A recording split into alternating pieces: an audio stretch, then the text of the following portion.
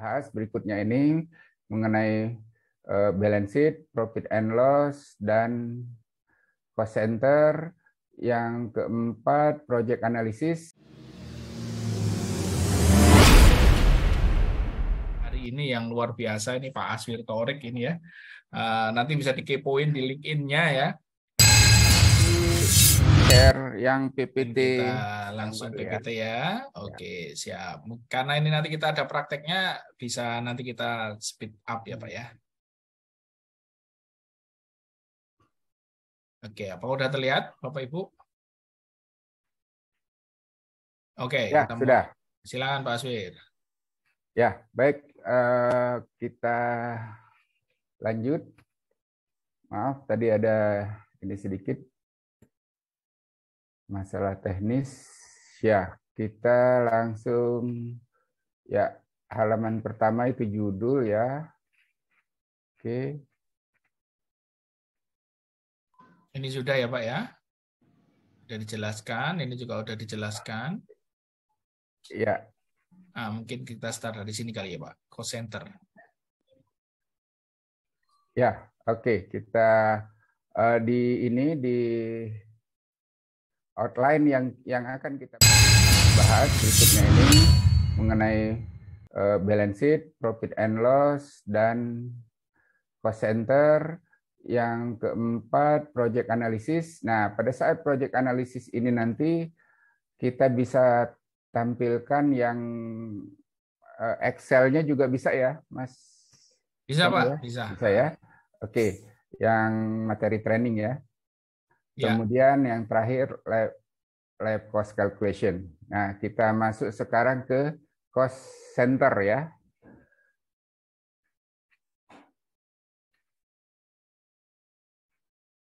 Oke. Ya, silakan Pak. Ya, terima kasih Mas Tommy. Baik, setelah break tadi kita lanjut lagi. Secara teori tadi sudah kita bahas untuk di chart of account yang berisi juga balance sheet dan profit and loss. Berikutnya ini cost center. Nah, cost center ini kita ada beberapa pengertian. Yang pertama, istilah dalam akuntansi yang biasa disamakan sebagai departemen ya atau bagian. Kemudian lebih banyak menitik beratkan pada pengelompokan biaya ya. Pengelompokan biaya dan pendapatan. Misalnya pendapatan dan biaya-biaya yang tadi ada COGS, ada expense, ada pendapatan lain-lain atau biaya lain-lain ya. Kemudian cost center sebagai fungsi dalam organisasi tidak secara langsung menambahkan keuntungan ya, tetapi memerlukan biaya untuk departemen akuntansi, SDM atau IT yang lainnya. Nah, kegunaan utamanya kita bisa langsung melacak ya pengeluaran ya actual ataupun kita bandingkan dengan budget.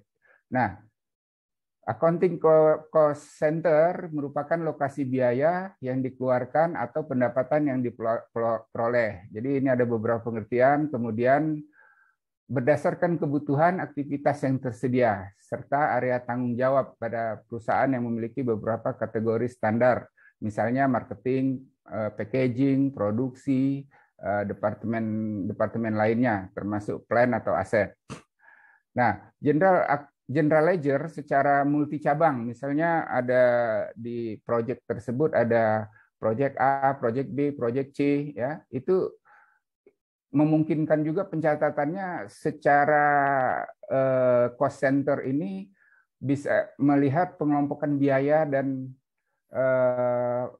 pendapatannya, ya dalam rugi labanya nanti akan tergabung dalam satu akun yang lebih besar. Jadi akun itu ada nanti head account, ada juga sub account, beberapa sub account ya. Kemudian ini juga akan tergantung dengan struktur organisasi. Beberapa departemen tadi juga bisa disetting masing-masing biaya departemen. Kalau di tambang kita ada biaya plan atau aset ya. Kemudian di head office ada HR, ada IT, ada semua yang ada di struktur organisasi. Jadi ini juga memungkinkan dengan adanya cost center ini tidak membuat sistem yang terlalu panjang. Kalau dulu kita belajar manual itu tidak menggunakan ini, tidak menggunakan chart of account, tidak menggunakan angka-angka, tapi langsung dengan transaksi, misalnya penjualan dari penjualan ke PTA, penjualan ke PTB. Nah, itu kita masuknya ke penjualan tersebut, bukan memasukkan angka. Tapi dengan adanya sistem kita hanya memasukkan angka, misalnya 4 digit, 2 digit, dan lain sebagainya. Oke, dalam technical training ini kita akan membahas cost center itu untuk plan atau aset. Ada beberapa perusahaan di tambang atau jasa tambang yang menggunakan heavy equipment atau alat berat. Penyebutannya di lapangan itu ada beberapa macam ya untuk plan itu sendiri ya. Ada yang menyebutnya aset ya. Ada yang menyebutnya plan, ada menyebutnya equipment, unit, item, fleet ya, mesin. Nah, fleet ini biasanya satu fleet itu terdiri dari beberapa alat, ada ekskavator, ada dump truck, ada dozer dan lain sebagainya. Jadi nanti di dalam pembahasan ini akan penyebutannya kadang aset, kadang plan, tapi tujuannya sama, itu adalah alat berat atau small equipment ya. Jadi ini yang pasti kita jumpain di dalam baik itu di modul-modul asset management maupun di lapangannya sendiri.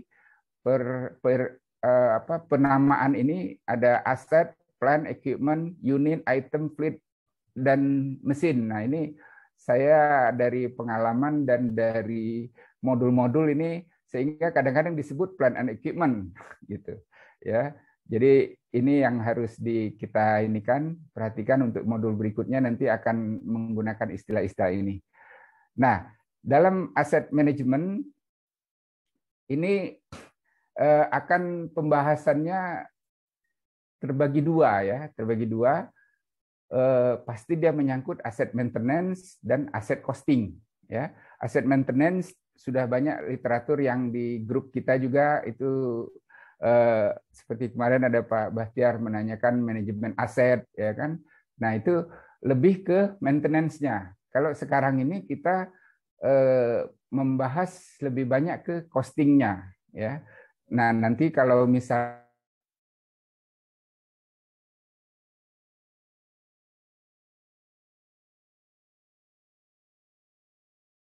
atau Pak Rohman kalau saya nggak bisa menjawabnya.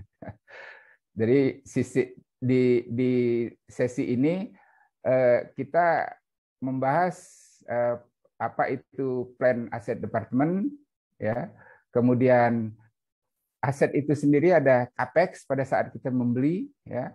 Kemudian penamaan asetnya sendiri ya, identifikasi. Kemudian aset itu mempunyai higher rate. Jadi higher antara bagian kita sebutlah bagian plan ya, plan atau aset.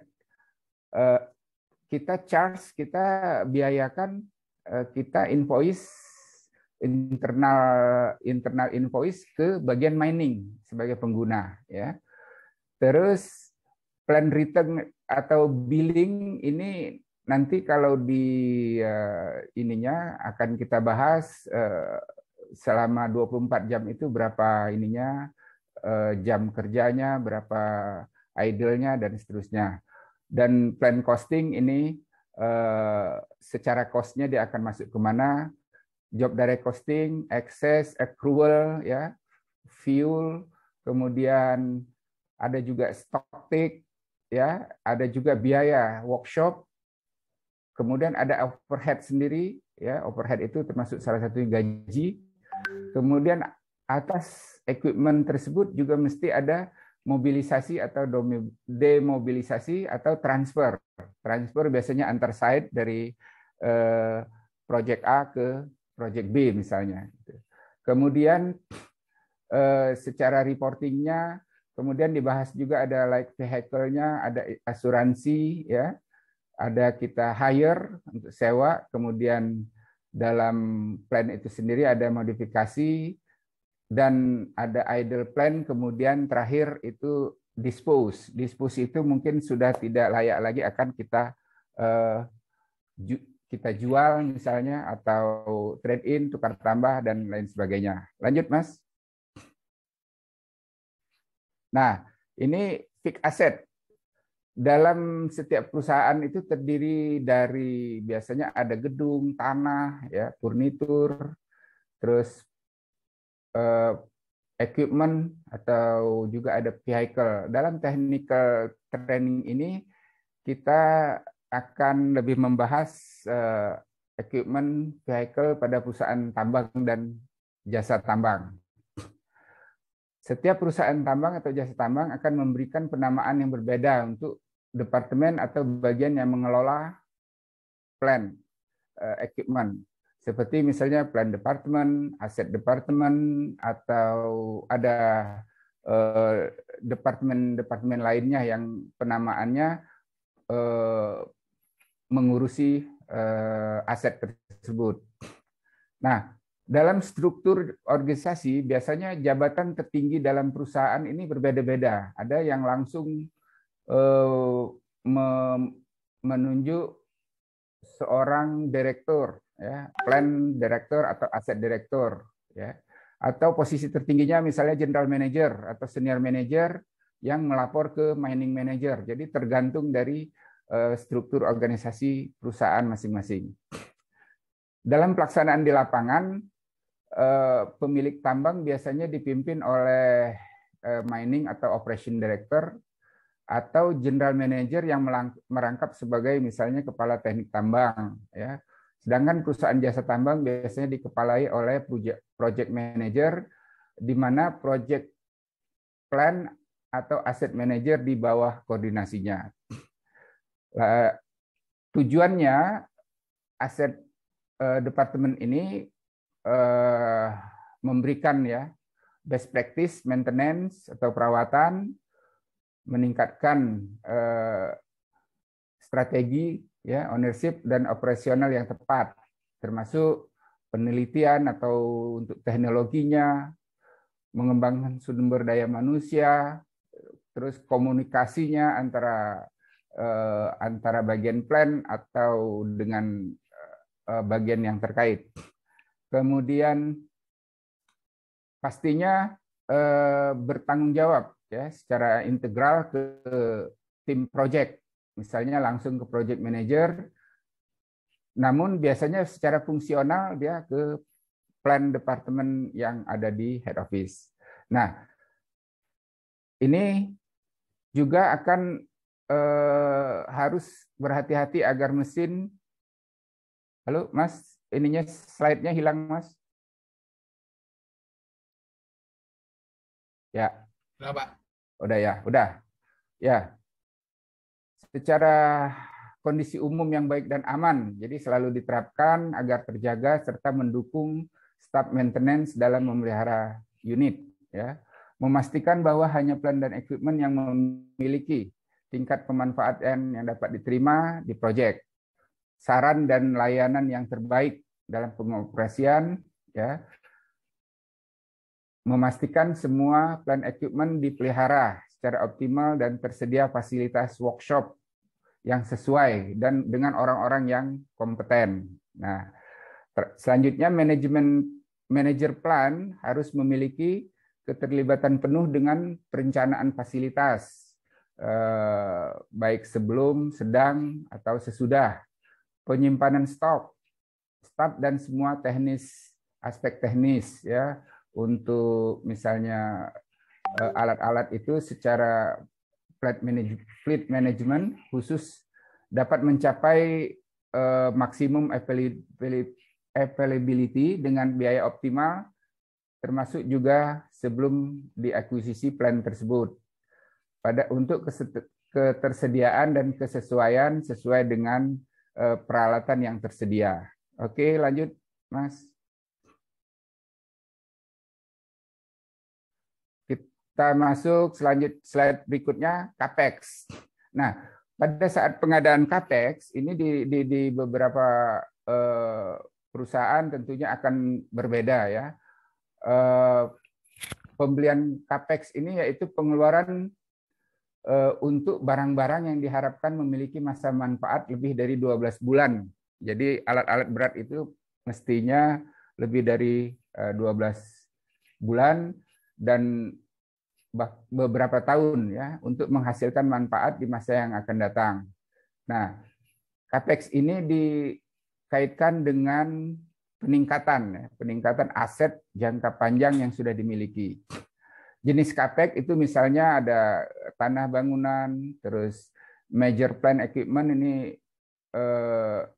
termasuk juga misalkan di dalam SOP perusahaan ditentukan $5.000 sebagai major plan ya.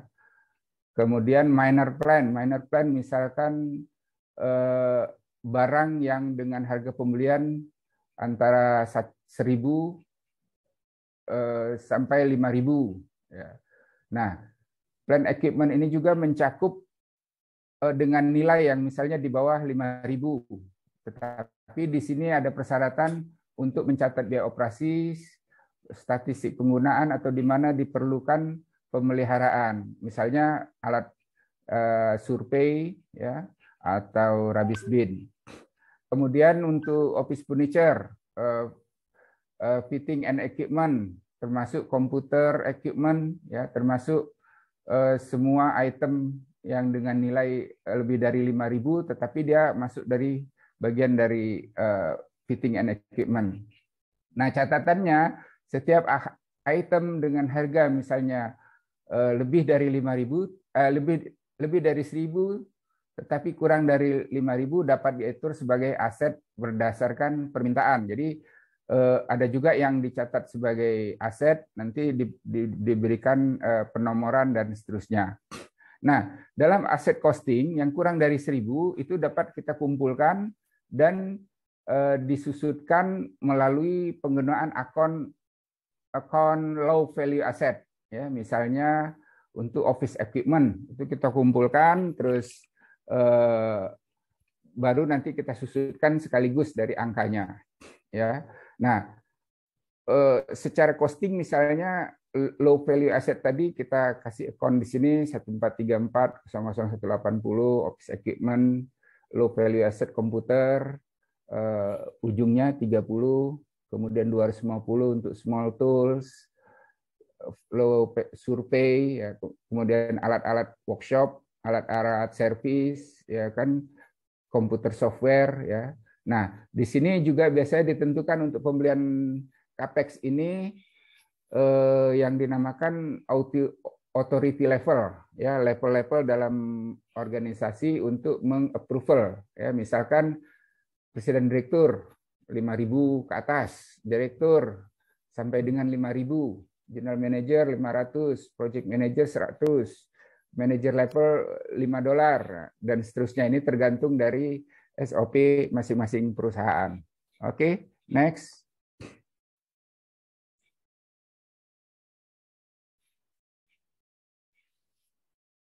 Costing daripada CAPEX itu misalkan penamaannya kita dua angka di depan itu misalkan PD atau plan department, kita memakai major plan itu 2042, 2043 minor, office equipment 2050, 2051 computer equipment. Nah, yang XX itu business unit number ya, misalkan 51 PD, 52 PD dan seterusnya. Kemudian insurance dan freight cost jika pembelian di dalam negara, asuransi dan pengangkutan tidak dikapitalisasi, maksudnya tidak nanti pada saat kita akui sebagai aset, ini harus masuk ya. Jika ini adalah biaya job cost, dia tidak dikapitalisasi kalau dia pembelian di dalam negara. Sebaliknya kalau dari luar negeri, ini tergantung FOB-nya kita di mana. Membeli dari luar negeri biasanya asuransi dan biaya pengangkutan ke pelabuhan itu dikapitalisasi. Contoh misalnya kita membeli FOB Singapura. Nah, biaya kapal dari Singapura ke proyek kita misalnya di Kalimantan, terus biaya sewa kren di pelabuhan di Singapura, sewa kren di pelabuhan di lokal di Kalimantan. Nah, itu dimasukkan semua biayanya di kapitalisasi beserta dengan unitnya. Misalnya unitnya harganya 10.000, biaya-biayanya tadi di total ada 1.000, itu berarti nilai aset kita 11.000 ya. Kemudian biaya perakitan dan pemasangan. Nah, ini misalnya ekskavator biasanya itu dirakit ya, karena kalau dibawa di di kapal itu tidak muat. Oh, hilang Mas.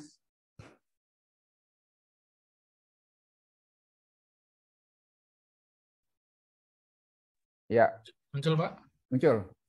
Oke. Ya. Nah,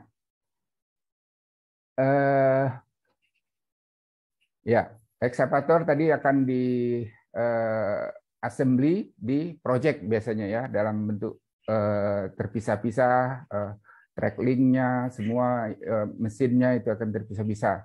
Kecuali kalau truk, misalnya truk itu langsung jalan masuk di kapal, kemudian langsung jalan juga pada saat sampai di pelabuhan penerima. Nah, berikutnya pemrosesan ya, invoice terkait dengan CAPEX, biasanya ini oleh grup atau plan accountant di head office ya. Ini memastikan biayanya untuk dialokasikan ke nomor yang benar, kemudian mereknya, modelnya, capacity, serial number dan lain sebagainya dimasukkan ke dalam sistem. Karena nanti akan juga untuk memudahkan dalam pelacakan untuk perpajakan jika kita ada audit pajak. Nah, General Ledger Account khusus digunakan untuk memproses pembelian CAPEX, ini direkonsiliasi setiap hari ke account subsidiary fixed asset. Nah, di corporate office juga biasanya mengetahui pembayaran besar untuk membantu mengelola cash flow group ya. Tadi seperti pertanyaan tadi, ini harus dikelola secara grup dan pelaporannya biasanya setiap bulan. Next, Mas.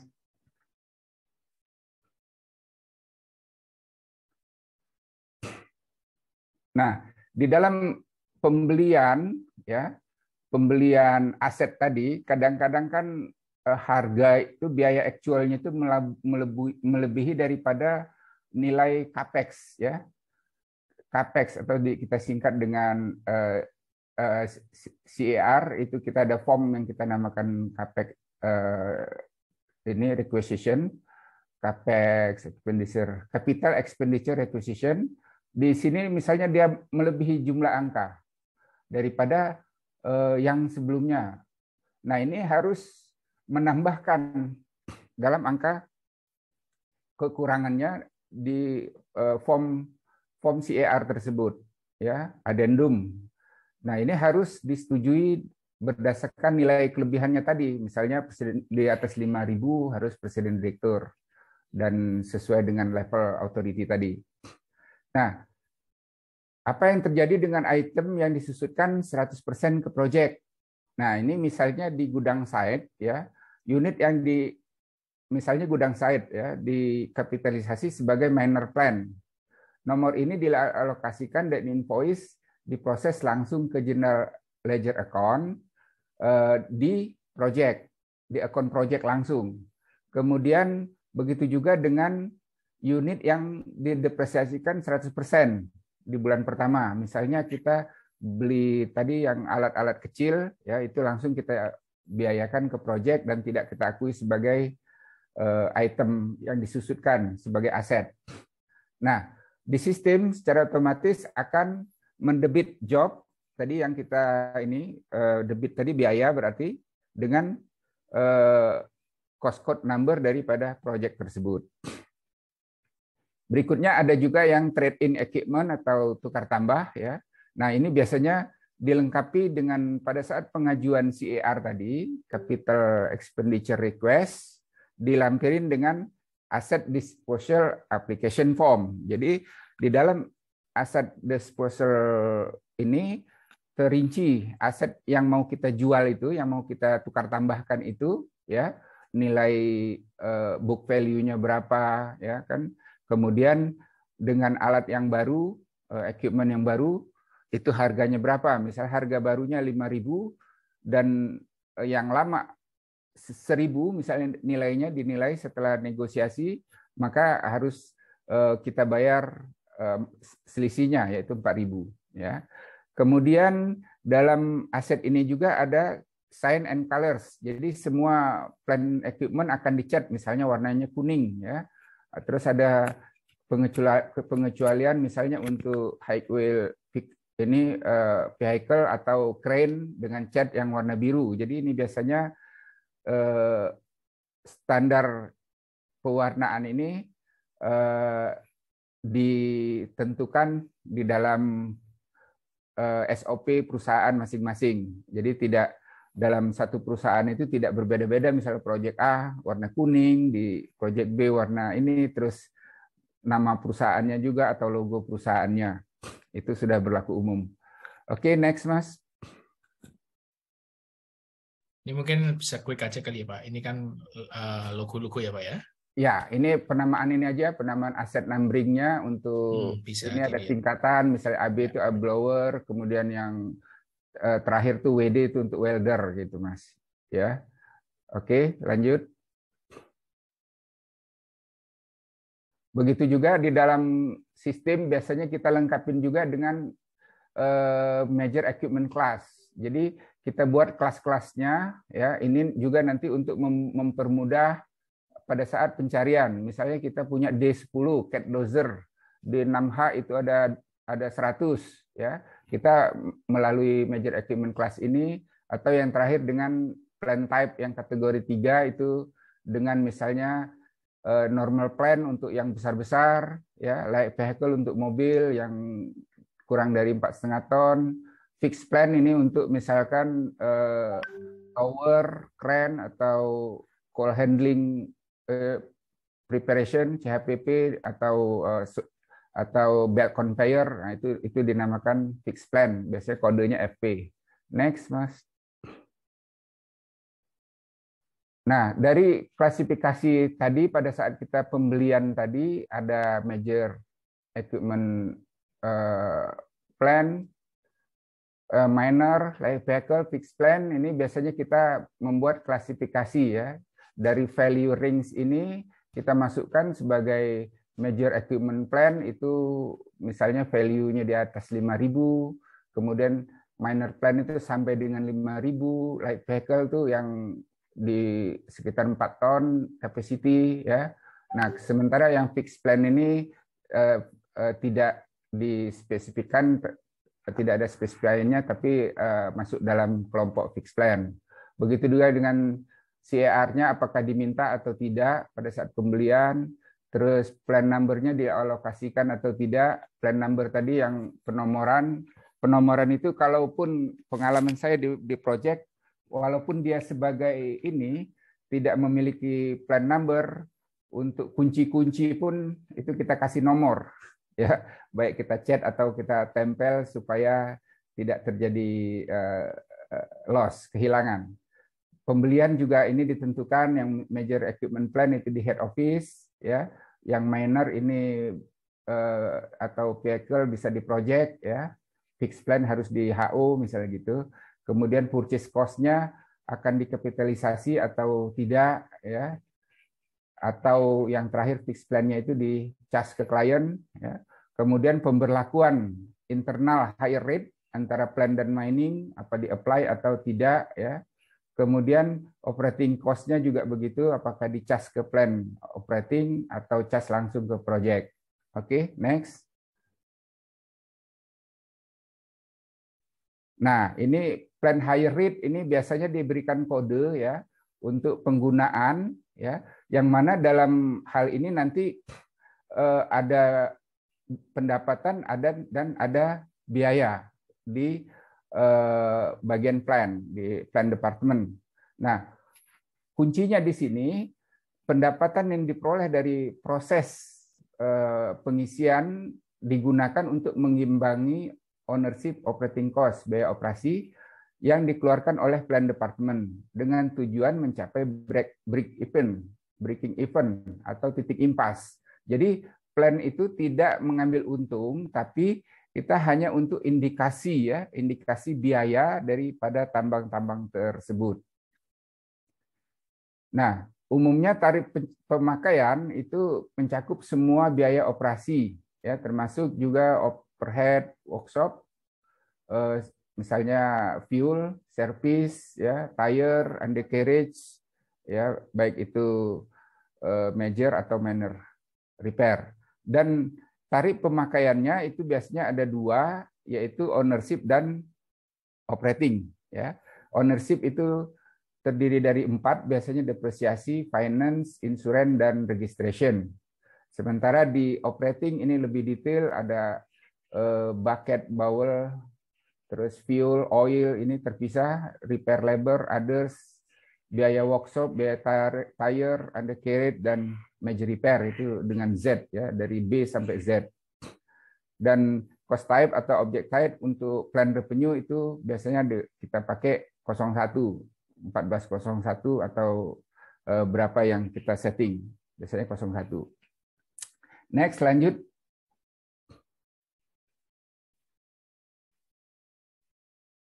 Depresiasi. Nah, depresiasi ini khusus untuk di sini kita membicarakannya secara komersil, ya. Untuk perpajakannya tadi yang sudah saya jelaskan, nanti saya ini kan jelaskan sedikit lagi. Jika item plan equipment itu misalkan tadi kesepakatan untuk major plan itu $5.000 ke atas, maka item ini biasanya dibebankan ke project kalau dia ada rentang waktu tertentu. Misalkan sebuah equipment seharga 800.000 ya, akan digunakan selama beberapa tahun dan biasanya beberapa project. Nah, item ini digunakan kemudian dibebankan ke setiap project berdasarkan waktu atau jam yang digunakan dari project tersebut. Contoh misalnya rear dam dibeli seharga 800.000, disusutkan selama 15.000 jam, dan biasanya ada nilai residual. Ini kita tentukan 20% misalnya. Kalkulasinya harga pembelian dikurang nilai sisa. Nilai sisa yang 20% tadi, jadi 800.000 dikurang 20% dari 800, 160.000 dibagi dengan jam yang sudah kita tentukan untuk rear dam tersebut. Sehingga depresiasi per jamnya adalah $42,67 per jam. Ya. Nah, ini dimasukkan di dalam kolom A, B, C, D, E, F ini. Ya. Tahun pertama, bulan pertama, harga belinya 800.000. Ya. Bulan pertama dicas penyusutannya 42,67, sementara jam terpakai 350 jam selama sebulan. Kalkulasi penyusutannya 14.935 ya, sehingga nilai sisa daripada rear dam tersebut 785.000 untuk bulan ke-1 ya. Kemudian berikutnya begitu juga disusutkan dikalikan dengan harga setelah disusutkan. Jadi tarif penyusutan didapatkan 42,67 itu, kalkulasi penyusutannya 16.513, WDV-nya, return down value atau nilai sisa, itu akan terus berkurang, 768.000 dan seterusnya. Nah ini seperti yang disampaikan tadi, penyusutan ini kita secara komersil ya. Kalau secara pajak tadi perbedaannya adalah dalam pajak itu ada level 1, kategori 1, 4 tahun, kategori 2, 8 tahun, kategori 3, 16 tahun, dan 20 tahun. Nah, itu harus disesuaikan.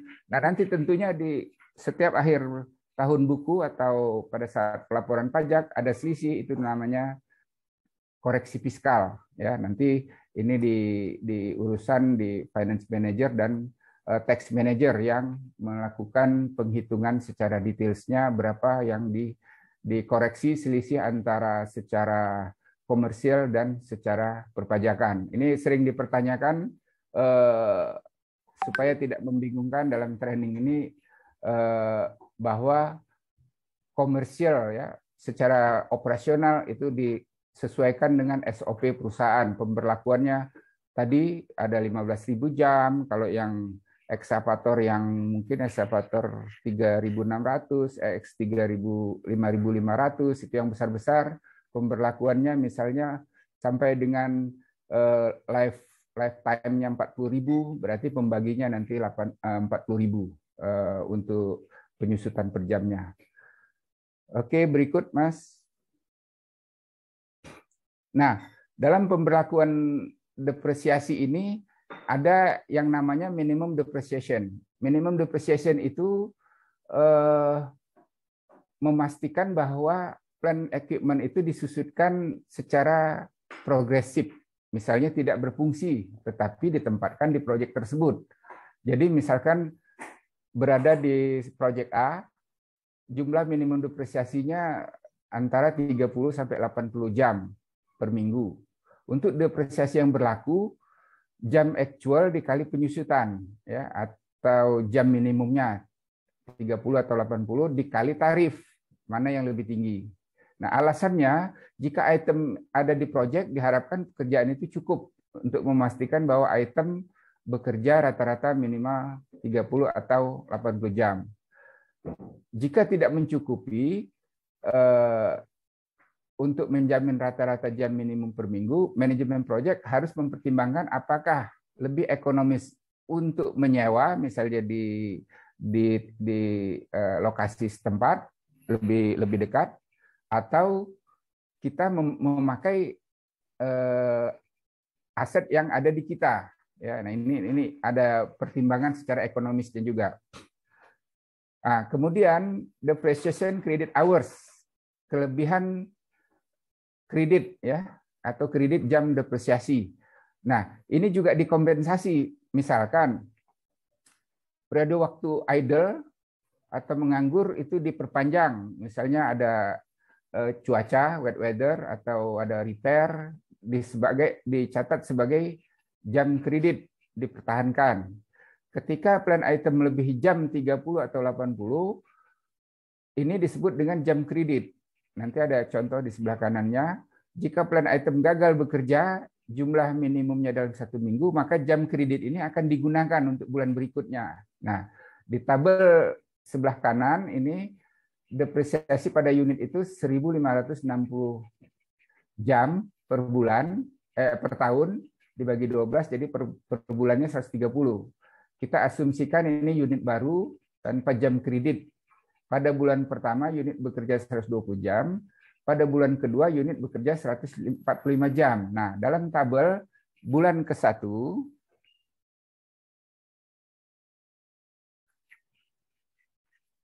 ada pertanyaan itu, Mas? Boleh. Langsung kita dari Pak Kusnawan ini kayaknya. Pak Kusnawan tadi udah ngitung-ngitung nih, saya lihat ini. Depresiasi saya pernah melihat tidak berdasarkan jam pemakaian, namun benar-benar berdasarkan waktu saja, misalnya 10 tahun. Ini tadi Pak, yang kaitannya sama ada yang depresiasi based on pajak atau komersial gitu ya. Tanpa peduli berapapun ya, tanpa peduli berapa jam pemakaian, yang penting dikunci pakai tahun Pak. Komersialnya itu bisa nggak Pak? Kalau Pak Asbir tadi contohnya pakai hourly. Kalau ini Ya. pakai yearly, mungkin total year-nya.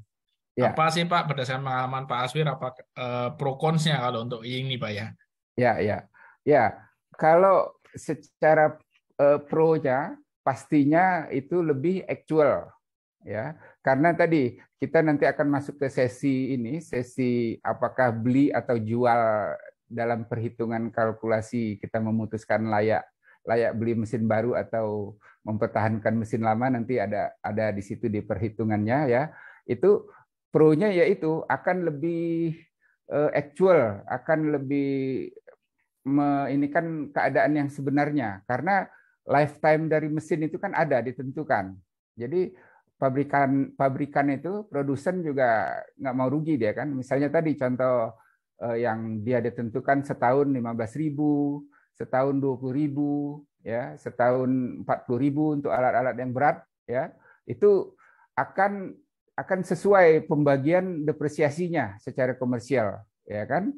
Nah, ya konnya ya pasti menambah pekerjaan itu, Mas.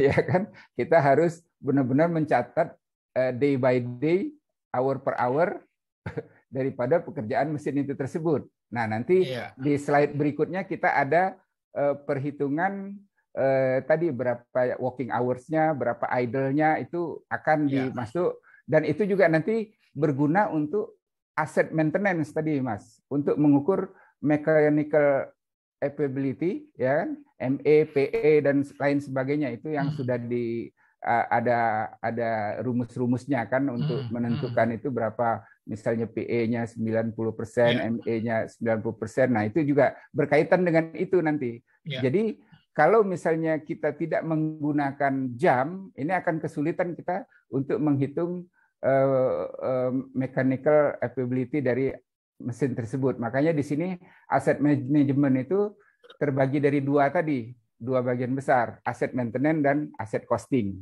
Itu, Mas. Oke, jadi kalau merefer ke pertanyaannya Pak Kusnawan, secara best practice Pak Aswir lebih prefer menggunakan jam ya. Kalau meskipun sama-sama komersial, tapi kalau pakai tahun, jamnya berapa, ada kadang yang tahunnya sudah 10 tahun tapi jam kerjanya, working hours-nya masih rendah karena jarang dipakai misalnya. Jadi kalau secara preference Pak Aswir prefer ke pakai hourly, pakai jam, berapa jam gitu ya Pak ya. Nanti jatuhnya di tahun berapa, nanti yang kita jadikan calculation di akhir gitu Pak ya. Betul. Nah, jadi kalau secara tahun itu biasanya sih perusahaan-perusahaan biasa itu, bukan di tambang, Mas. Karena di tambang itu kan kita mengukur jam, baik dari ekskavator, dump truck, itu kan kita mainnya jam. Kemudian kita juga pada saat ngecas ke klien, ya, itu kan berdasarkan dari misalnya overburdennya berapa BCM, ya kan, coolnya berapa BCM, ya kan. Nah, itu dikerjakan dalam berapa jam untuk dalam satu BCM. Jadi itu termasuk pro lah itu ya.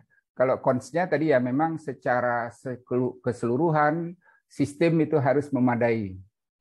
Oke. Ya. Jadi untuk Pak Kusnawan udah oke. Pak Kusnawan ini teman saya di waktu saya di Project Sangatta di KPC ini. Ya, mungkin nanti bisa dipertimbangkan misalnya fixed plan gitu ya, fixed plan yang memang waktu operasinya konsisten kayak genset misalnya full operasi setiap hari pasti 10 jam, bisa lebih enak menggunakan yearly, bisa jadi ya, nanti tinggal dipertimbangkan berdasarkan. Tapi kalau earth moving kayak alat berat yang kadang kalau hujan terus-terusan otomatis working hours-nya nggak kecapai. Servis aja kadang kita pending karena working hours-nya nggak kecapai ya Pak ya. Betul. Apalagi untuk yang depresiasi. Nah, seperti itu.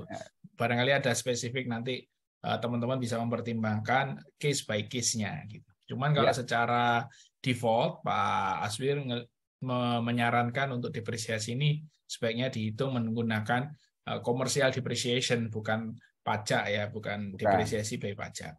Ya. Oke, silakan Pak. Silakan teman-teman kalau ada yang mau tanya nanti bisa langsung chat ya. Pak Aswir silakan dilanjut dulu.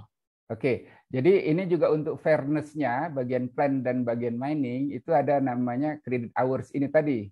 Ya, credit hours ini misalnya dia lebih jam kerjanya, ya, Ini contoh di tabel yang berikutnya, ya bukan yang berikut, yang sebelah kanannya. Ini tadi contoh jam pertama dia memakai 120 jam, bulan pertama. Bulan kedua dia lebih dari 130, tapi 140.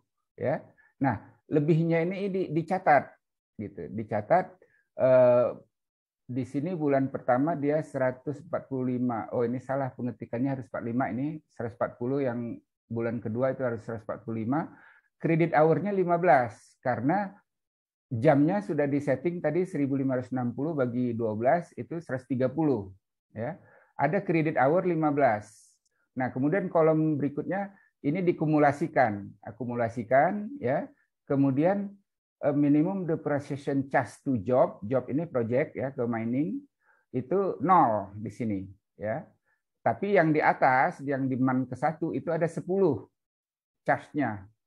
Karena 10 jam kurang, dia harusnya 130, yang di angka yang di atas itu 1560 bagi 12 itu per bulan kita tetapkan 120 jam, 130 jam, pemakaian hanya 120.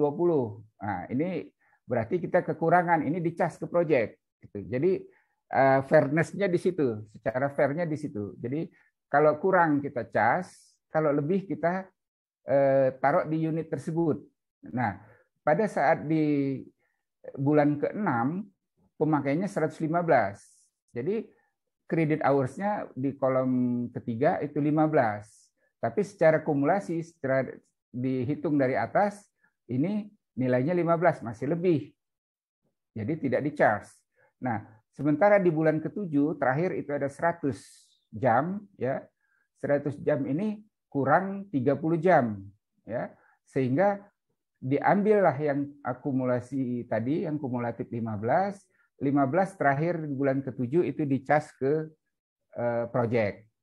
Gitu. Nah, ini untuk penghitungan depreciation credit hours, ini yang lebih ke major plan ya, plan-plan yang besar yang tidak kita cas secara langsung tadi. Oke, lanjut.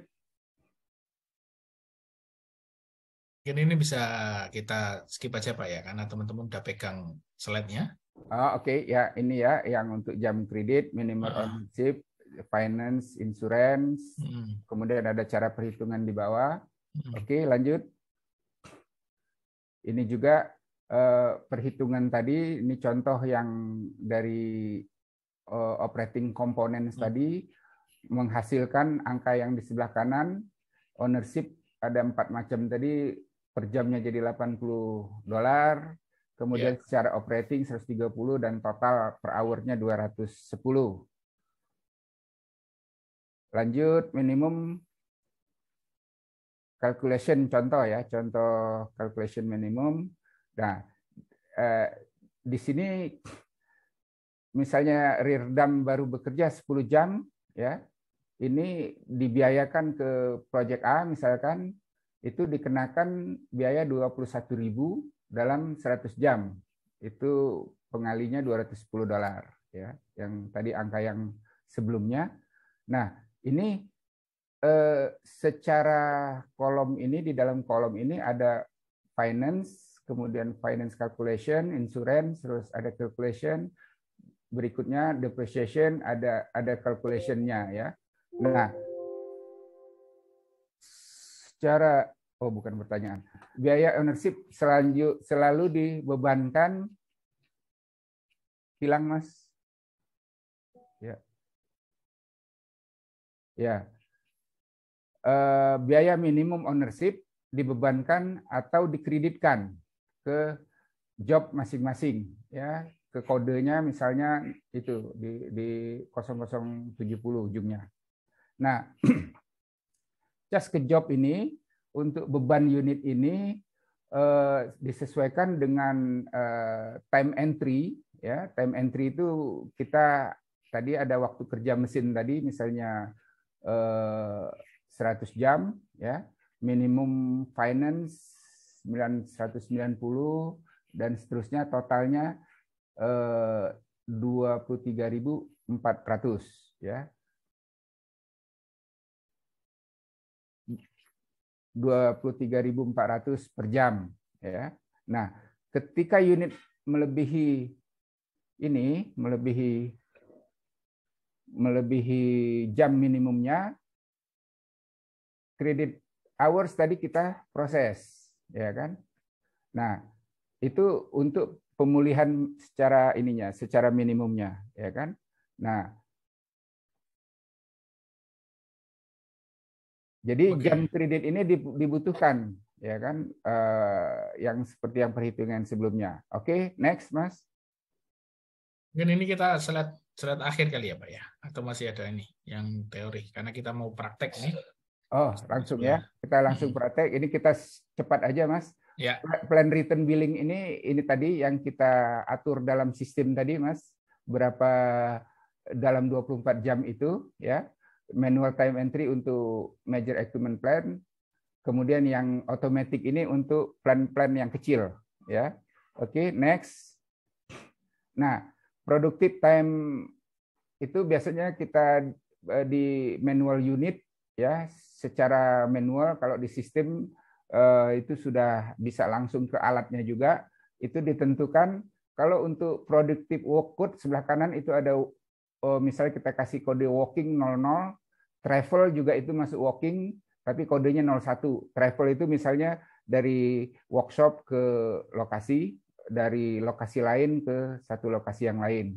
Nah, untuk idle itu ini ada idle karena menunggu unit, ada ini idle schedule ini, atau jam hujan ya, wet weather, atau sedang mengisi bensin, fueling, refueling, kemudian ada schedule atau unscheduled maintenance, lengkap di sini, termasuk strike itu demo ya kalau ada demo, kemudian opportunity untuk schedule dan unschedule. Jadi ini kode 03 sampai 19. Ini untuk kode time entry atas masing-masing unit. Lanjut, Mas. Nah, ini penjelasannya tadi ya. Travel ya, ini dari project ke project lain, non schedule ini bisa dibaca lanjut. Schedule maintenance juga ini ada unscheduled, tires, schedule hours, itu yang dimaksud dengan schedule hours apa. Kemudian lanjut itu pengkodean kode-kode ya, kode-kodenya. Bisa dicontoh lah ini buat teman-teman yang baru. Ya, lebih detailnya nanti saya ada Bible-nya itu. Ya, nanti kalau mau Bible-nya bisa di-share sama Pak Hasir. Tapi poin-poinnya banyak juga di sini yang sudah masuk gitu masuk ya, Pak ya. Plan costing ini lebih ke costingnya tadi, kode-kodenya ya masuk ke chart of count ya. Nah, job number-nya juga begitu, kita setting masing-masing project ABC-nya beda-beda ya. Dan cost code-nya secara ini nanti dari A sampai Z kita gunakan maksimal angkanya ya. Kemudian ada namanya third level costing, itu level costing yang ketiga, bagian daripada bucket, body dan seterusnya itu repair, itu ada ini. Kalau orang teman-teman di maintenance ini pasti sudah paham. Lanjut, Mas. Nah, ini yang menarik nih, Pak, project analysis old versus new machine ini ya. Nah, ini kita langsung ke project analysis. Langsung ke Excel atau gimana, Pak? Sebelum itu ini tadi, Mas, ini yang terakhir nih ada plan cost year end ini penting juga. Jadi yang halaman 37 ya. Nah, ya itu. Ini pada saat semua yang kita kerjakan tadi, plan costing year end itu, tutup tahun itu biasa ada 1 hari kita gunakan untuk stop proses, stop transaksi, kecuali orang purchasing. Karena purchasing itu sebelum kita receipt itu belum masuk dalam account ya, dan diingatkan jangan receipt, biasanya dikunci juga itu secara sistem. Jadi ini masuk semua dibiayakan ke masing-masing unit, kemudian di-charge ke project ya, di akhir tahun sudah langsung masuk tadi yang kita bicara ke profit and loss dan balance sheet tadi, Mas. Oke. Lanjut kita project analysis ya. Ini secara teorinya dulu, di layar ada ya, Mas. Secara teori ini kapan kita mau melakukan replacement ya, penggantian mesin yang sama atau yang berbeda, poin 3-nya, atau tindakan apa yang akan dipertimbangkan, terus bagaimana prosedur pemilihan ekonomis ya, dan poin ke-6-nya biaya lanjut Mas ya, eksploitasinya ya, pemindahan, terus sudah tersedia di pasaran atau belum, ya kan? Terus perhitungan umur ekonomisnya, misalnya tipe A dan tipe B-nya, ya. Nah, baru slide berikutnya ini kita perhitungan. Nah, perhitungan ini kalau di Excel nanti akan kecil. Kita tetap aja dulu di sini, Mas ya. Perhitungan ini kita project analisis ini sebenarnya banyak ya dalam manajemen keuangan itu bisa juga disebut dengan project evaluation atau evaluasi project.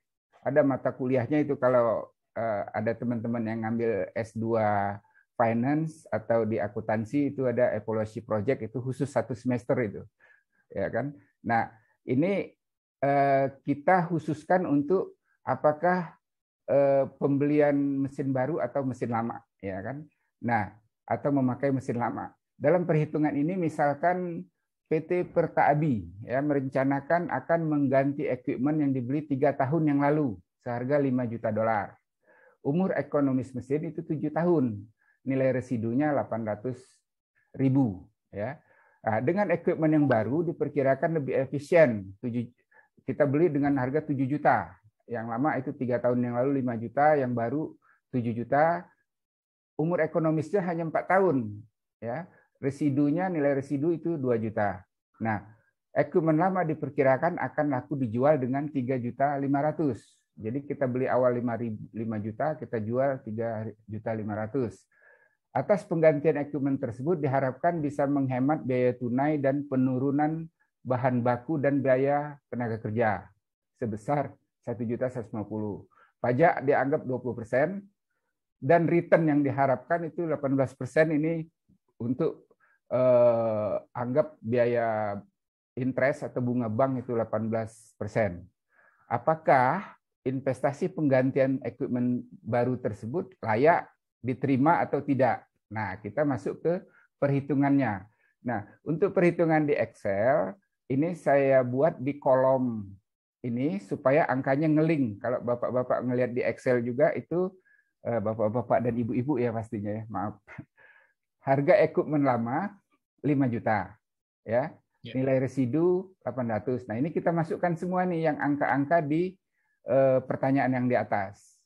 Sehingga kita dapat menghitung investasi bersih penyusutan ya, equipment itu per tahun harga beli dikurang nilai residu dibagi dengan umur ekonomis. Ya, untuk yang lama ini nilai ekonomis 7 tahun sehingga dapat penyusutannya itu 600.000 per tahun.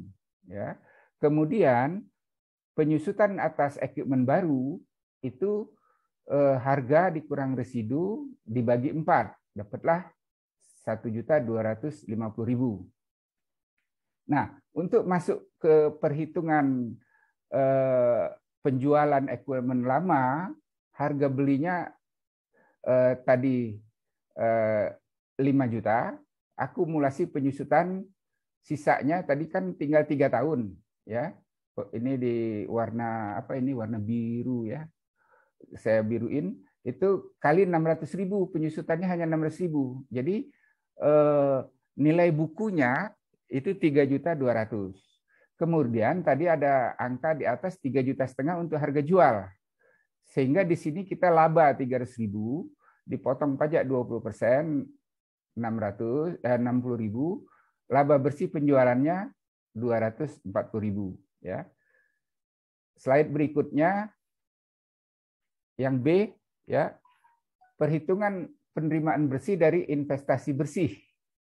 Nilai buku equipment lama itu tadi kan 3.200.000 ya.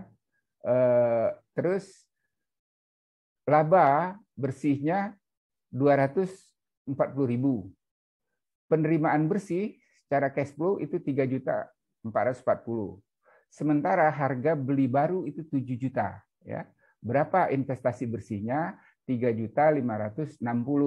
Nah, ini nanti akan dikompensasi dengan penerimaan dari proyek penggantian ini ya. Jadi dia sebagai initial cash flow. Nah, berikutnya kita masuk ke cash flow-nya.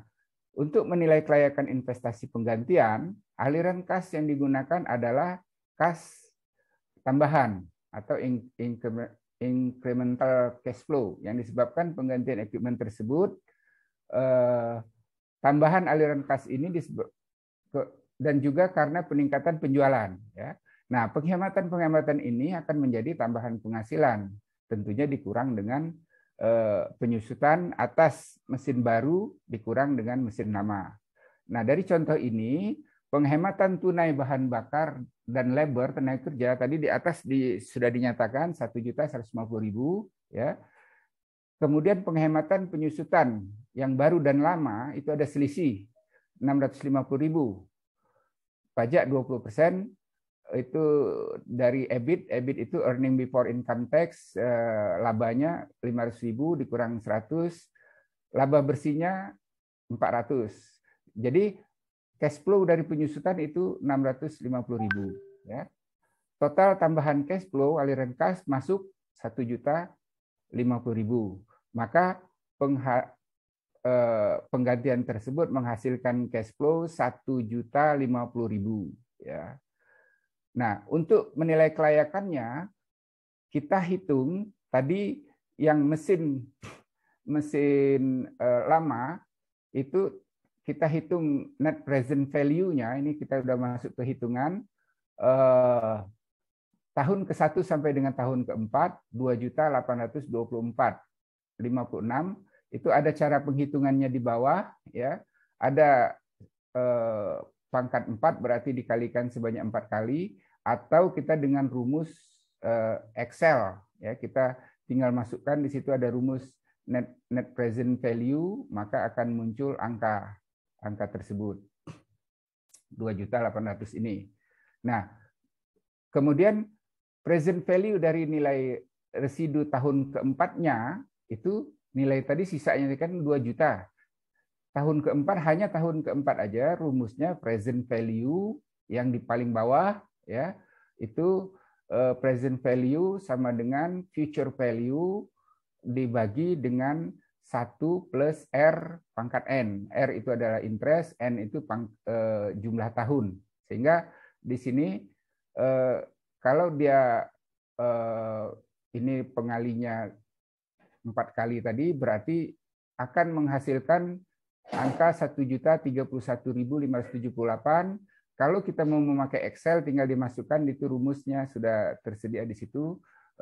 Kita tinggal masukkan PV, ya, dia akan muncul present value, terus disorot angkanya dimasukkan dengan angka-angka yang ada di sini, yang 2 juta, kemudian bunganya ada 18% dan periodenya 4 tahun. Ya. Nah, balik lagi ke yang atas, total cash flow-nya sehingga 3.856.143.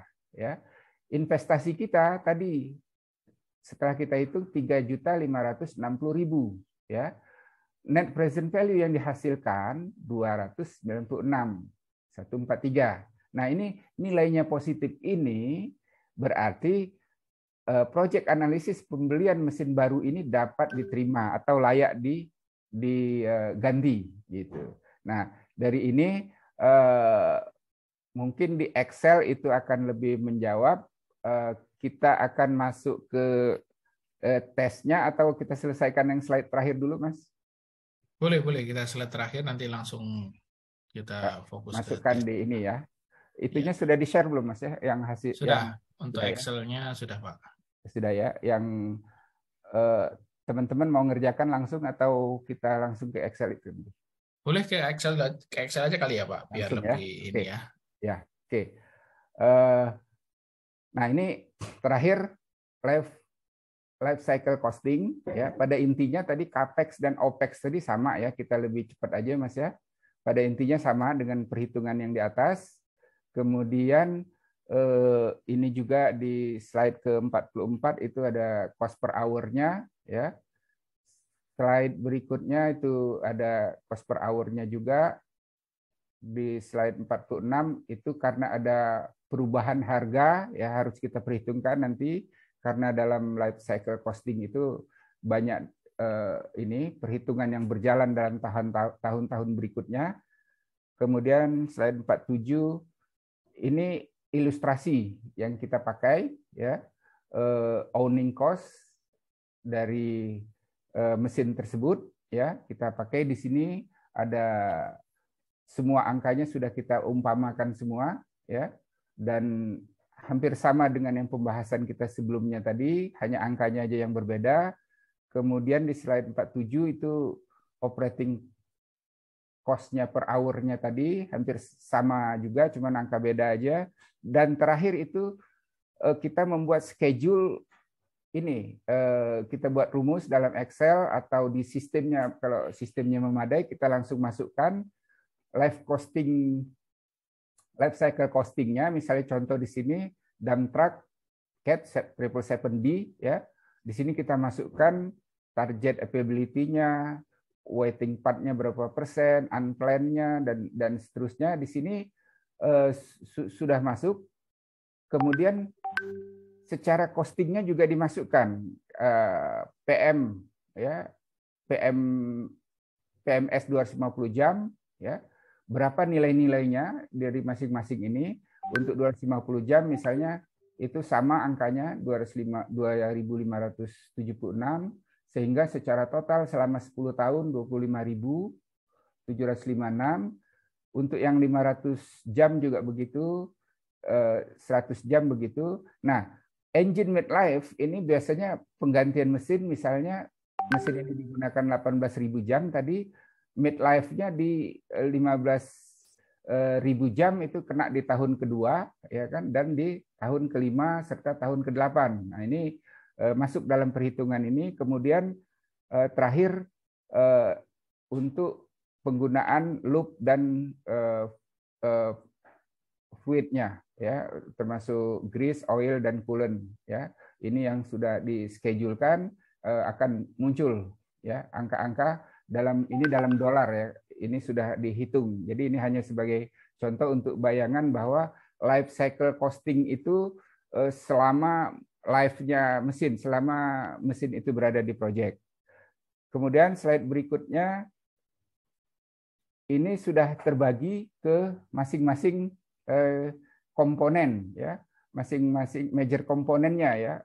Major komponennya itu misalnya torsi, radiator, main drive shaft. Nah, ini teman-teman di teknis pasti sudah tahu, ini termasuk penentuan ininya, frekuensi hours-nya, ya.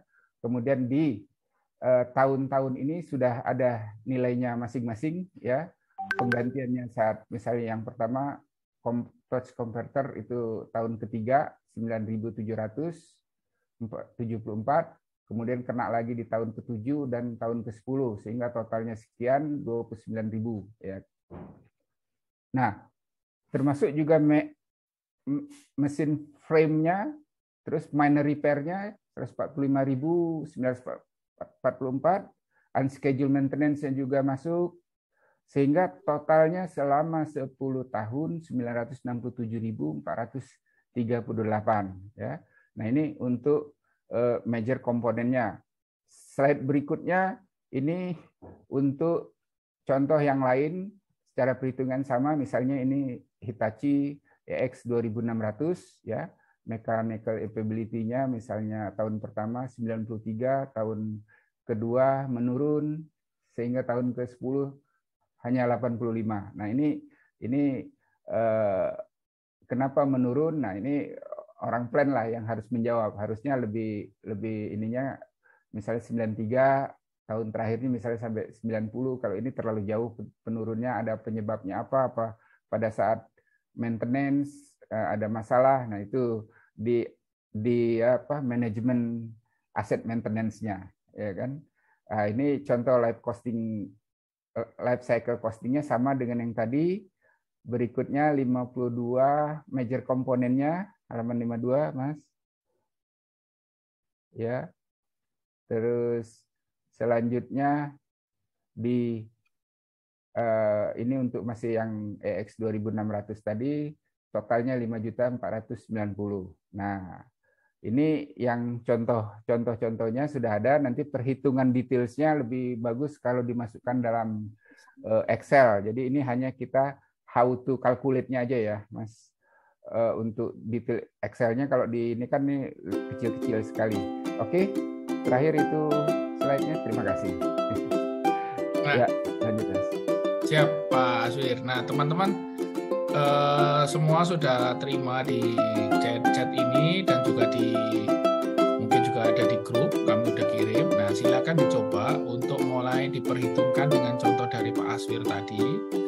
Bagaimana sih cara kita nentukan apakah ini worth it untuk ganti unit atau masih tetap bisa kita pakai dengan yang baru gitu ya? Ya. Ya, itu contoh kasus yang gampang dan sering terjadi itu. Biasanya untuk penggantian mesin itu pasti sering terjadi itu ya di teman-teman di project. Itu cara menghitungnya dan data yang diperlukan. Oke. Untuk ini filenya bisa dikerjakan ya, sambil dikerjakan. Jadi PT Pertapi merencanakan akan ada penggantian equipment yang dibeli 4 tahun lalu seharga 6.000 USD, 6 juta USD, lalu umur ekonomis 8 tahun, nilai residunya 1,2 juta. Nah, dengan equipment baru seperti ini, 8 juta harganya, nilai ekonomisnya 4 tahun, residunya 2,5. Labornya segini, 1,5 juta, pajak 20%, dan return yang diharapkan 90%. Silahkan, apakah investasi penggantian equipment baru tersebut layak? Layak nggak diganti dengan equipment baru atau sebenarnya kita masih bisa pertimbangkan untuk menggunakan equipment lama gitu. Nah sebelum mulai ngerjakan ada satu pertanyaan, saya coba ini dulu elaborate ya. Untuk perhitungan LCC apakah perlu dimasukkan diskonto factor dan inflasi rate-nya Pak Aswir? Oh ya, itu dimasukkan nanti di dalam ini tadi termasuk juga ini diskon factor, inflasi rate, termasuk juga kenaikan harga dari supplier. Itu pada saat kita nge-plotting di yearly-nya tadi ya Pak ya? Betul, ya. Okay. Jadi itu semua berpengaruh semua. Nanti di nilai akhirnya, kalau dia ketinggalan nanti jadi kurang akurat ininya kita. Iya. Ya, jadi harga itu berfluktuasi. Tadi contoh ada yang berfluktuasi, ada yang sama ya. Gitu. Ya. Bisa kita tambahkan dengan faktor untuk fluktuasinya, bisa juga kita flatkan tergantung ininya teman-teman. Misalnya teman-teman sudah punya kontrak harga 10 tahun misalnya nggak berubah, bisa berarti dianggap flat pada saat bikin forecast. Gitu. Ya, betul. Gitu ya Pak Aditya Ingrawan. Oke, nah poinnya adalah semua harus dihitung. Nah kalau contohnya yang lagi akan kita kerjakan ini, silakan dikerjakan sesuai ini dulu. Mungkin angkanya masih flat ya Pak ya. Ya. Angkanya masih flat. Nah ini teman-teman dikasih waktu hingga jam 10 menit ya, cukup ya? Ya. Udah lincah-lincah lah ya. Lincah. Itu tinggal masukkan angkanya aja. Habis ini kan tidak ada penilaian ya, cuman untuk nanti akan ada pembahasan ya Pak ya. Ya, nanti setelah itu kita pembahasan di slide pembahasan itu sudah ada bantuannya di kolom di row 12 itu, tinggal memasukkan angka di situ. Ya, harga equipment lama berapa di warna itu, ya kan? Itu akan otomatis nanti angka di bawahnya akan dapat langsung ngisi ya Pak. Langsung terisi. Ya, jadi poinnya teman-teman ngisi yang ini dulu nih. Ya, orang finance tidak memberatkan orang teknis. Serahkan ke finance, tapi orang teknis harus tahu yang seperti kata Pak Rohman tadi kan, terutama untuk peningkatan daripada skill ya teman-teman yang ini. Ya, sambil mengerjakan barangkali ada yang mau tanya nih Pak Aswir. Boleh ya Pak Aswir? Boleh, silakan. Oke, silakan kalau sambil mengerjakan mengisi file Excel ini ada yang mau ditanyakan monggo. Ya. Pak. Ya Pak. Nilai depresiasi. Suaranya kecil Pak. Bang Habib, coba suaranya seperti fotonya itu, gagah gitu. Kalau nyanyi kencang itu, Pak. Ya silakan nanti habis Pak Habib nanti Pak Randi ya. Yang lain silakan sambil ngerjain ya, kita sambil diskusi. Silakan. Ya, jadi terkait dengan nilai depresiasi tadi Pak Aswi. Ya. Yang mau saya garis bawahi di sini contoh kasus di mining itu kan ada 2 unit yang sering terjadi seperti ini. Ya. Salah satu contoh adalah ketika eskavator itu sesuai dengan tahunnya, ya, dengan nilai hour yang tinggi, hanya umurnya masih rendah, kan begitu.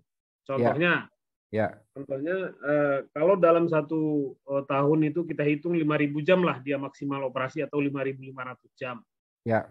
Nah, dalam kurun waktu 5 tahun saja dia sudah 25.000 jam, kan begitu ya? Betul. Nah, sementara nilai investasi untuk unit ini kan kurang lebih sama dengan unit kren, Pak. Kan gitu. Ya. Nah, berbanding balik ini. Nah, sementara dengan unit kren nilai investasi yang sama, kurun waktu yang sama, umpamanya 5 tahun juga, hanya hournya masih rendah, Pak. Betul. Kan gitu ya. Paling mungkin 1.000 jam aja dia 5 tahun, kan begitu. Nah, ini seperti apa, Pak? Penilaian kita untuk kasus yang seperti ini, untuk kren gitu. Ya, jadi yang pertama yang ekskavator tadi, Pak ya. Tadi ada kita di materi tadi ada credit hours ya. Fairness-nya begitu. Pada saat kita kelebihan hours di mesin itu akan kita simpan, Pak. Untuk charge ke proyeknya itu kita simpan. Kita kompensasikan untuk ke bulan berikutnya. Jika kurang, kita akumulasi kelebihan jam tadi kita gabungkan. Sebaliknya kalau kurang kita caskan gitu ya. Nah, kalau kita berbandingkan dengan crane, ini tadi kan penyusutan itu kan ada 2 macam, Pak. Betul. Ada yang secara hours, ada yang secara bulanan, ya. Ada secara minimum depresiasi tadi, Pak. Betul. Jadi untuk crane yang ini kita masukkan ke automatic charge tadi, Pak. Jadi berapa jam pun dia pakai, itu kita langsung dengan jumlah live hours-nya, Pak, dibagi dengan berapa tahun gitu. Itulah charge-nya ke project. Jadi ini untuk dalam pembagian charge tadi kita ada namanya manual time entry ya, kita sesuaikan dengan jam pemakaiannya, tapi fairness-nya ada credit hours ya. Kemudian ada yang crane tadi, Pak. Ada crane ini kita pakai automatic, misalnya dia tadi 130 jam dia pemakaiannya per bulan ya. Tetapi dia kurang, nah selisihnya langsung dicas. Sebaliknya kalau lebih dia kita simpan juga, tapi angkanya dia per bulan bukan per hours, Pak. Begitu untuk jadi kita menentukan balik lagi ke penentuan tadi apakah dia memakai hours atau dia memakai yang otomatis dengan jumlah yang kita tentukan di awal, Pak. Dengan ada yang begitu maka antara plant department dengan mining itu akan fairness, Pak, gitu. Mesin yang alat yang dipakai berapa, itulah yang kena cas. Yang tidak dipakai, tapi karena kita ada minimum depreciation-nya, dia akan kena cas, gitu, Pak. Jadi itu makanya untuk yang seperti crane ini harus dipertimbangkan oleh plant department atau project manager, apakah kita membeli atau kita menyewa, lebih efektif yang mana, gitu, Pak. Kalau dalam jangka waktu sebentar, mungkin lebih efektif kita menyewa, karena tadi kan ada mop-demopnya, biayanya juga kita akan kena ya. Jadi itu Pak Habib. Betul, Pak. Ya, terima kasih. Ini kan kasusnya kan tidak selalu seperti itu, Pak Zuir ya. Nah, terutama contoh terkait dengan kren tadi itu. Kalau eskavator kan jelas unit operation. Kalau kren kan unit support. Hanya pada saat unit support ini tidak ada dan proses pekerjaan yang harus dilakukan itu harus cepat, otomatis kan keputusannya adalah invest, kan begitu ya? Betul. Invest. Ketika invest itu sudah dijalankan, artinya nilai investasi tadi hampir sama nih dengan unit yang operation, mungkin malah lebih mahal, ya, lebih tinggi. Hanya hour-nya penggunaannya dengan tahun yang sama, dengan dengan tahun yang sama, tapi hour meternya sangat rendah sekali, kan gitu. Hanya dia karena dia dipakai itu hanya mungkin 2 jam, 3 jam sudah selesai, yang lain sudah standby lagi kan begitu ya. Betul. Nah, seperti itu Pak. Ya.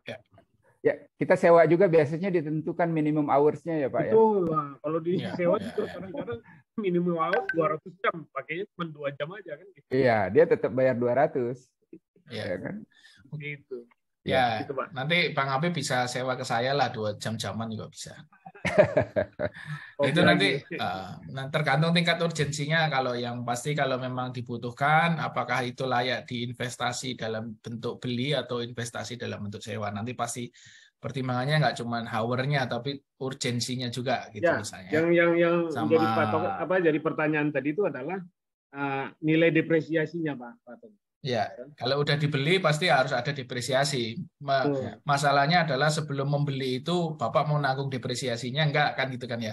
Kalau cuman kebutuhannya pendek-pendek tapi kita nanggung depresiasinya panjang ya rugi. Mungkin bisa setelah Pak Habib beli bisa disewakan ke rekanan yang lain kan gitu ya. Gitu sembari kita pakai. Mungkin bisa seperti itu. Nah, kita punya terima kasih Pak Lir. Siap, sama-sama Pak. Kita punya Pak Randi Alfianda ini. Silakan Pak Randi. Sambil yang lain ngerjain ya. Monggo Pak Randi, tadi ada yang mau ditanyakan tadi dari Resen. Ya, baik. Selamat pagi. Assalamualaikum warahmatullahi wabarakatuh. Terima kasih Pak Tommy untuk kesempatannya. Pak Azwir, saya mau tanya sedikit Pak. Kembali ke slide yang kita bahas sebelum break, khususnya untuk financial modeling. Ya. Kita tahu di 2023 ini isu-isunya kita masuki era resesi ya. Seluruh dunia. Saya cuma mau menerima pandangan aja Pak dari seorang CFO gitu ya. Bagaimana kemudian kita pada saat melakukan proses financial modeling, pada saat budgeting dan forecasting itu menentukan asumsi-asumsi atau key economic assumption sehubungan dengan kondisi yang tidak menentu ini. Ya, seperti misalkan harga fuel, reagent, spare part dan lain-lain. Tentu kan komponen-komponen tersebut akan mendrive financial modeling kita yang berujung kepada output berapa sih pendapatan kita di tahun ini atau tahun depan, gitu ya. Nah, pandangan Bapak seperti apa Pak? Apakah kita dalam menentukan assumption price itu kemudian lebih cukup optimis gitu ya, atau justru konservatif karena melihat contohnya fuel gitu ya dari bulan ke bulan itu relatif naik gitu ya, sehingga jika kita menggunakan angka yang terlalu konservatif gitu ya, tentu kan secara cost akan tinggi sehingga target pendapatan mungkin akan lebih rendah dibanding kondisi-kondisi tahun sebelumnya. Kurang lebih begitu Pak. Ya, betul. Ya, terima kasih Pak Randi pertanyaannya. Jadi memang kalau sudah kita masuk ke analisa ini, biasanya kan kita juga menganalisa secara fundamental dan secara teknikal, Pak. Jadi secara fundamental itu kita bisa misalnya data-data contoh seperti kita akan ada pemilu nih tahun 2024, ya kan? Nah, dengan adanya pemilu ini berikutnya akan penggantian presiden, penggantian menteri. Nah, kira-kira di ke depan ini dia akan kemana nih arah pemerintahan baru ya? Kita mungkin dari sekarang kita fundamennya sudah ada, misalnya calonnya sudah ada muncul beberapa. Nah, masing-masing orang ini kita analisa apa arahnya, kan sudah kelihatan dia lebih kuat di pertahanan, lebih kuat di ekonomi, lebih kuat di bidang-bidang yang lain. Nah, dari sini secara data kita bisa untuk menentukan berikutnya ini bahaya apa atau kelebihannya apa, peningkatan ekonominya apa ya.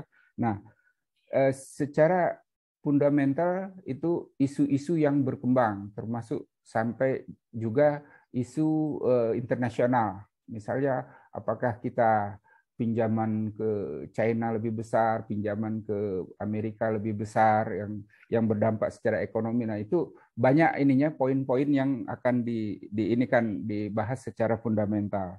Kemudian berikut satu lagi secara teknikal. Secara teknikal itu historical data, Pak. Historical data, misalnya contoh tadi kayak fuel tadi, kita bisa ambil historicalnya tahun sebelumnya, fuel ini harganya berapa, naiknya berapa persen, kemudian kira-kira tahun berikutnya nanti berapa persen. Nah, itu yang kita jadikan acuan. Ya. Nah, tadi berkaitan dengan optimistik dengan konservatif tadi, ya. Kalau saya dari finance itu biasanya lebih konservatif, Pak, karena yang optimistik ini kan orang marketing biasanya. Ya kan? Nah, disitulah nanti dalam penyajian angka-angka yang ada, ya kita berdebatlah di situ sehingga angka yang dihasilkan itu pure yang sesuai dengan kemampuan atau kemajuan dari perusahaan itu. Jadi tadi untuk mendrive financial modeling tadi, satu dari analisa fundamental, analisa teknikal secara historical, kemudian dapatlah kita assumption price yang lebih, kalau dari sisi keuangan itu pasti ya lebih konservatif, Pak. Begitu Pak Randy. Ya, mau nambahkan sedikit. Baik. Berarti Pak Randy nambahkan yang disampaikan Pak Aswir. Kalau untuk pertimbangan biasanya nanti nggak cuma sekedar kalkulasi di atas angka ini ya, mungkin Pak Aswir, bisa jadi nanti teman-teman bisa pakai consultants, misalnya yang memang global market, mau lihat kondisi global, atau teman-teman ngikutin di seminar-seminar, di webinar-webinar yang bisa kasih proyeksi, misalnya kemarin terakhir Coltrans, misalnya kalau teman-teman yang di mining bisa kelihatan, nah di situ banyak tokoh-tokoh yang memaparkan proyeksi tahun depan, goal gimana dan sebagainya, itu juga bisa jadi bahan pertimbangan. Nah, mungkin nanti nanti kira-kira nanti pertanyaannya, bisa nggak semua kriteria pertimbangan itu dijadikan angka? Itu yang menarik ya Pak Aswir ya. Jadikan angka atau jadikan faktor yang tidak cuma harga unit, nilai residu dan yang lain-lain yang bisa dipertimbangkan, tapi itu bisa jadi angka. Nah, mungkin itu nanti kita siapkan untuk session bisnis strategik ya. Itu menarik banget itu. Karena biasanya nanti setelah itu penentuan untuk apakah mau new investment, new capex replacement, atau cukup pakai, biasanya kalau per tahap itu diskusinya itu extend atau prolong equipment life gitu ya, seperti yang dicontohkan Pak As ini, mau kita perpanjang equipmentnya atau kita mau investment aja new capex gitu kan. Nah, itu juga nanti menarik. Memang kalau seperti dikatakan Pak Aswir, orang finance bagian ngerem gitu Pak ya. Orang operation atau orang bus dev bagian ngegas gitu. Betul.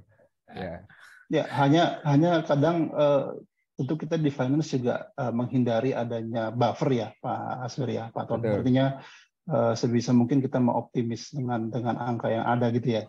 Makanya dalam hal ini saya benar-benar cukup berhati-hati gitu, apakah kita sebaiknya konservatif atau optimis. Kadang ya, jadi bumerang sendiri sih. Ya, betul. Sepertinya orang finance itu kadang-kadang dianggap tidak menghasilkan, ya kan? Sebenarnya menghasilkan dari mana? Misalnya jadi penghematan, ya kan? Nah, kita kontrol penghematan pemakaian. Misalnya kalau di tambang itu saya membuktikan sendiri, itu diajak untuk ngontrol dari project manager itu ini ada bocor, rupanya ada ngencing di mana-mana kan.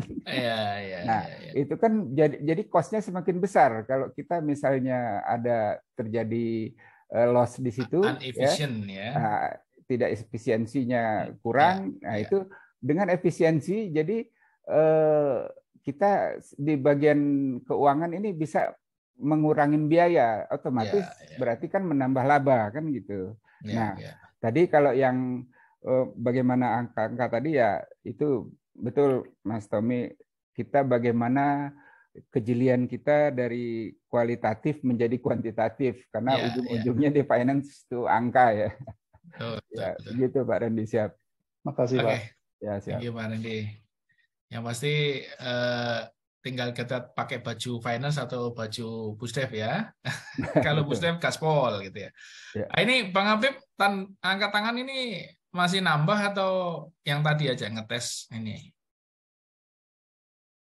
Tadi aja itu yang tadi. Oh ya tadi. Oke, saya turunkan tangannya ya.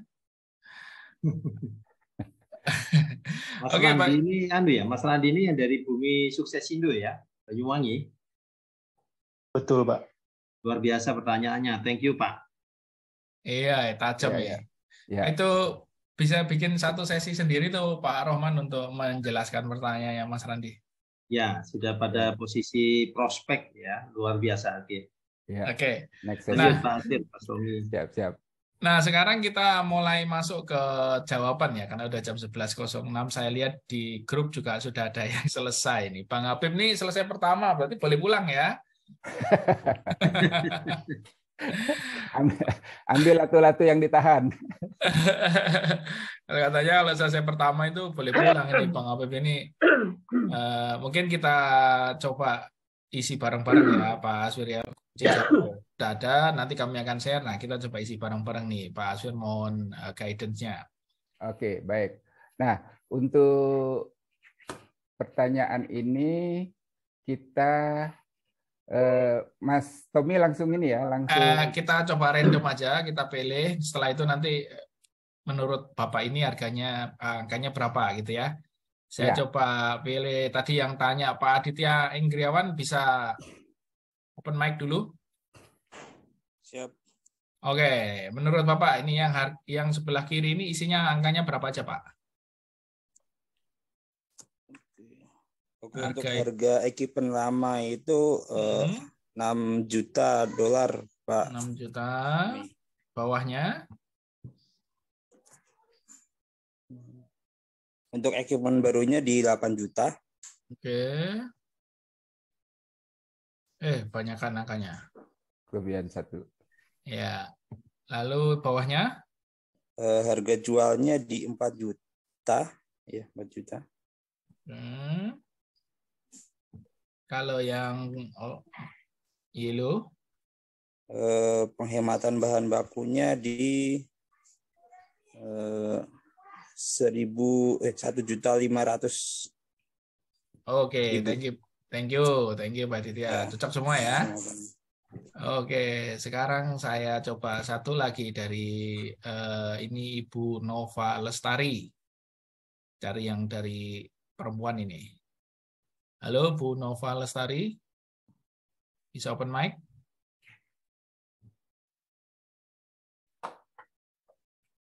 Halo? Biasanya kalau ladies atau woman ini sensitif nih kalau angka nih. Lebih teliti. Masalah angka. Itu loh Mas Sigit Prianto, gimana Mas Sigit? Itu Mas Sigit Prianto, monggo. Bu Nova kayaknya ada ini kendala mic. Assalamualaikum, sehat Pak Roman. Coba Pak Sigit. Alhamdulillah sehat. Lanjut langsung, Mas Sigit. Langsung nih isinya berapa ini? Berapa isinya ini? Berapa isinya? Itu Pak yang saya kirim itu Pak Tommy. Ngirim di mana ini? Langsung sebutin aja di sini kan Bapak live. Oh, siap. Gak hafal ini Pak Tommy. Aduh, kalau salah dikurangi nilainya. Nilai residu yang itu 1.200.000 dolar. 1.200.000 yang atas ya. Betul. Yang bawahnya? Nilai residu untuk equipment baru adalah 2.500.000 dolar. Oke.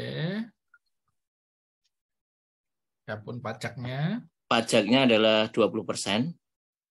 20%. Langsunglah geser lah ya sekalian ya. Ya.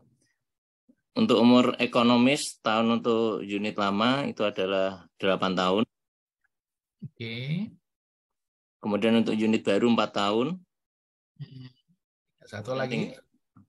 Untuk yang sebelah kanannya lagi itu adalah 4 tahun Pak untuk pembelian tahun lalu. Oke. Kemudian tingkat return-nya adalah 19%. 19. Kayaknya nggak ada warnanya nih Pak Aswir ini. Oh ya, nanti nyambung ke bawah dia. Nah, untung Pak Eka sudah live ya, nanti di komen kalau nggak ada warnanya. Triknya Pak Aswir gitu ya, menjebak peserta. Thank you ya Pak Sigit. Pak Sigit Prianto. Monggo Pak Aswir, ada yang mau dijelasin. Nah, berarti kalau dari sini Pak Aswir kesimpulannya gimana ini? Ya, sudah langsung bisa ini, kita nggak usah ini lagi angka-angkanya. Yang penting investasi bersihnya dia sudah dapat, ya. Investasi bersih itu 4.080.000 ya, betul. Terus penghitungan ke bawahnya itu dia langsung masuk juga, net present value-nya 3.575.000, terus yang tahun keempatnya 1.246.000, betul, terus masuk ke bawah. Nah, angkanya 741.955, ya kan? Nah, ini berarti dia layak ya Pak ya, layak diterima, kecuali kalau dia minus. Kalau dia tidak dapat diterima, ini akan muncul angka minus di sini. Jadi bisa kita coba-coba trial error tadi dari yang angka yang kosong tadi, misalnya kenyataan dari yang sebenarnya, misalnya harga daripada equipment lamanya, harga jualnya misalnya lebih rendah, ya. Itu kalau kita tulis harga jualnya lebih rendah, maka di bawahnya bisa terjadi minus itu. Jadi berapa Pak? 2 juta misalnya. Nah, misalnya coba. Ini harga jual equipment lamanya anjlok ya. Ya. 2 juta. Oh, maksudnya lebih rendah daripada soal ini kan gitu. Ya, lebih rendah daripada soal, misalnya 200. Nah, itu tuh kan jadi minus dia kan. Ke atas lagi. Ya. Nah, ya. Berarti tidak diterima gitu. Berarti kalau dalam case ini lebih baik kita mengextend.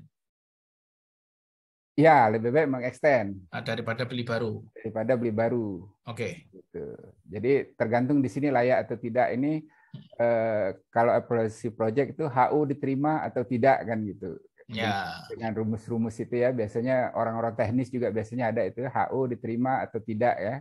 Kalau di sini kita pakai bahasa sederhananya, diterima, layak atau tidak layak untuk investasi pembelian alat baru gitu. Nah, dari rumus ini mudah-mudahan teman-teman ya dari setelah training ini ya bisa ngomong lah, kata Pak Rohman tadi di project, I'm a mechanic but I possible to do the evaluation project.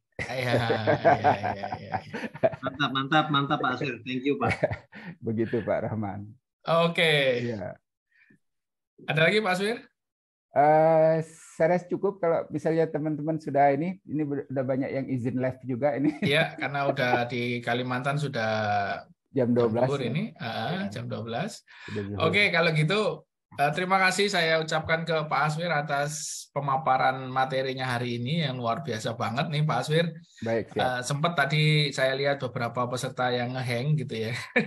Anda lihat hitung-hitungan angka sempat hang gitu. Ya wajar aja gitu ya. Mungkin ini namanya awareness gitu ya. Jadi baru awal. Nanti insya Allah kita akan ada beberapa session susulan yang itu sifatnya advance gitu ya. Mungkin teman-teman sudah mulai banyak yang paham secara awareness. Mungkin nanti kita akan pecah-pecah dalam bentuk mungkin satu topik bahas life cycle cost saja, life cycle costing doang, udah bahas depresiasi doang dan sebagainya. Dan kalau mengambil materi finansial ini perlu 6 semester ya.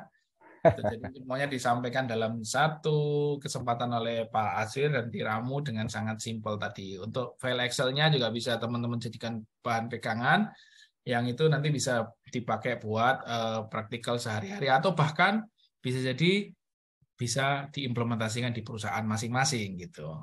Oke Pak Aswir, terima kasih banyak. Ya, sebelumnya saya ucapkan mohon maaf kalau ada ini kesalahan ya, dan terakhir semoga apa yang sharing ilmu ini kita bisa berguna ya. Saya juga tutup dengan mohon maaf dan wassalamualaikum warahmatullahi wabarakatuh.